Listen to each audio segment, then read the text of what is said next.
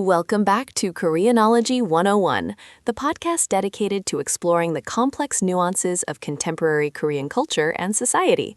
I'm your host. And I'm your co-host. Today we're tackling a highly charged and often controversial term, Geom-Meo-Oe, or black-haired foreigner. This term is frequently seen in Korean media and online commentary, and while it might seem straightforward, its meaning is loaded with social friction and criticism. Exactly. We're going to define who this derogatory meme is aimed at, explore the issues that led to its creation, and discuss why using it draws significant backlash. So, who is being described when we hear Geom-Meo-Oe? At its core, it refers to certain individuals of Korean descent, those with foreign citizenship, dual citizenship, or overseas permanent residency, who are criticized for taking advantage of Korea's systems while evading responsibilities.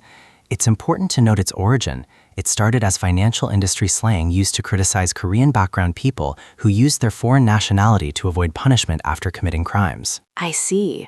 It's an epithet that grew from specific acts of exploitation in the financial sector to a much wider social critique. That's right. The term gained traction due to high-profile cases across several major areas, like mandatory military service.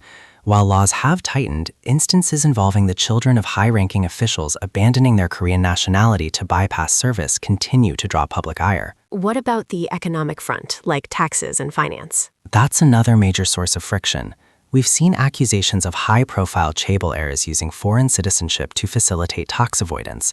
Furthermore, the CJ Group scandal involved a chairman utilizing foreign nationality to improperly profit from stock market dealings.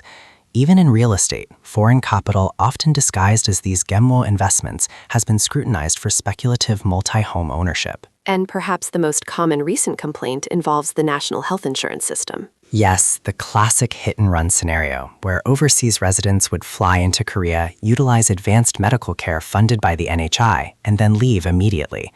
To address this loophole, regulations were updated in 2019, requiring foreigners and overseas Koreans to reside in the country for at least 6 months before they are eligible to enroll in the system. These cases clearly show real issues of systemic abuse.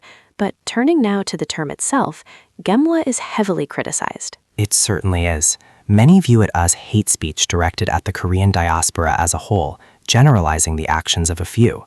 Critics argue that stereotyping all Korean descent foreigners infringes upon their constitutional rights to freedom of movement and career choice. And there seems to be a significant double standard at play. Absolutely.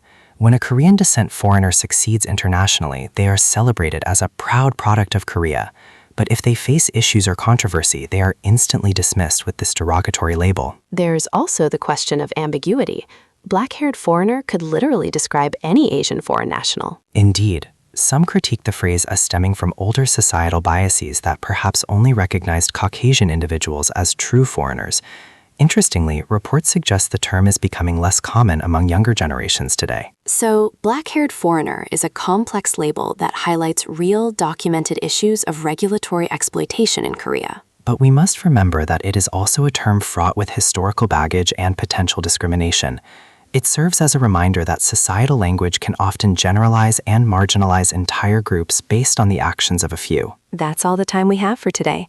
Thank you for tuning in to Koreanology 101. Join us next time for another dive into the heart of Korean culture. Goodbye.